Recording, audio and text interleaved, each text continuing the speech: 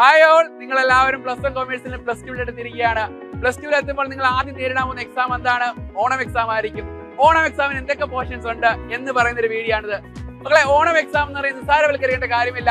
Onam exam എന്ന് പറയുന്നത് നമ്മുടെ ഫൈനൽ എക്സാമിന്റെ പകുതിയോളം മാർക്ക് ചോദിക്കുന്ന ഒരു എക്സാം തന്നെയാണ് ഓണം എക്സാം. അപ്പോൾ ഓണം എക്സാമിന് ഏതൊക്കെ ചാപ്റ്റേഴ്സ് ഉൾപ്പെടുന്നത് നമുക്ക് നോക്കാം. ആദ്യത്തെ ചാപ്റ്റർ ആണ് റിവ്യൂ ഓഫ് C++ പ്രോഗ്രാമിംഗ്. ഇതിൽ നിന്ന് ഏകദേശം 10 മാർക്കോളം ക്വസ്റ്റ്യൻസ് വരാറുണ്ട്.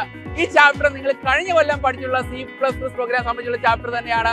കഴിഞ്ഞ കൊല്ലം നിങ്ങൾ ടോക്കൺസ് മുതൽ കൺട്രോൾ സിഗ്നൽസ് വരെ പഠിച്ചു. അതേ കാര്യങ്ങൾ വീണ്ടും റിപ്പീറ്റ് ചെയ്യുന്ന ഒരു ചാപ്റ്റർ തന്നെയാണെന്ത് ഫസ്റ്റ് ചാപ്റ്റർ. അതിലെ എക്സ്ട്രാ കുറച്ച് കാര്യങ്ങൾ പറയുന്നത് ജമ്പ് സ്റ്റേറ്റ്മെന്റ്സ് വരുന്നുണ്ട്, അല്ല വേറെ കണ്ടീഷനോട് എവിടെ വരുന്നില്ല, ഈ ചാപ്റ്റർ വരുന്നില്ല. ഈ സെക്കൻഡ് ചാപ്റ്റർ പറയുകയാണെങ്കിൽ അറേ ആണ്.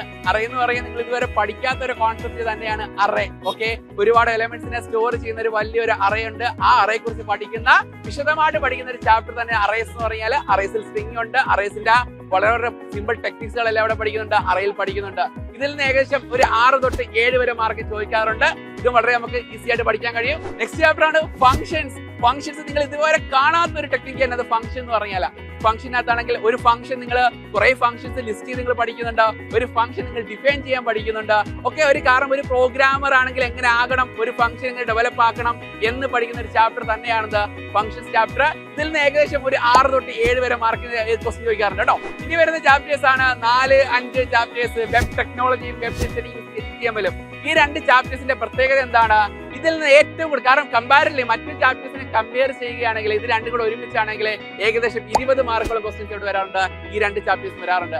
അതുകൊണ്ട് തന്നെയാണെങ്കിൽ അധികം കെയർഫുൾ ആയിട്ട് പഠിക്കേണ്ട ഒരു ചാപ്റ്റർ തന്നെയാണ്. മറ്റുള്ള ഒരു കാര്യമുണ്ട്, നമ്മൾ ഈ C++ പ്രോഗ്രാമിംഗ് ആണ് കഴിഞ്ഞ 3 ചാപ്റ്റേഴ്സും. പക്ഷെ ഇതെന്താണ്, ഒരു വെബ് ഡെവലപ്മെന്റ് ലാംഗ്വേജ് HTML തന്നെയാണ്. അതുകൊണ്ട് തന്നെ വളരെ കെയർഫുൾ ആയിരിക്കണം ഈ ചാപ്റ്റേഴ്സ് എല്ലാം പഠിക്കേണ്ട കേട്ടോ. അപ്പൊ നിങ്ങൾക്ക് എല്ലാവർക്കും ഒരു ധാരണ ഉണ്ടായി കാണുമായിരിക്കും ഇത്രയും ചാപ്റ്റേഴ്സിന്റെ പ്രത്യേകത എന്താണ് അല്ലെ. അപ്പൊ ഇനി നമുക്ക് ഇതിന്റെ കൂടുതൽ ലൈവ് ക്ലാസ്സുകളും പിന്നെ അതിന്റെ കുറെ ലൈവ് ടെസ്റ്റുകളും ഒക്കെ ഉണ്ട്. അത് നിങ്ങൾ എന്ത് ചെയ്യണം, യുവ ബാച്ചിൽ ജോയിൻ ചെയ്യുക. പിന്നെ നമ്മുടെ യൂട്യൂബിൽ ലൈവുകളുണ്ട്. അപ്പൊ എല്ലാവരും അത് കണ്ട് എല്ലാവരും സെറ്റ് ആയിട്ട് പഠിക്കുക. All the best.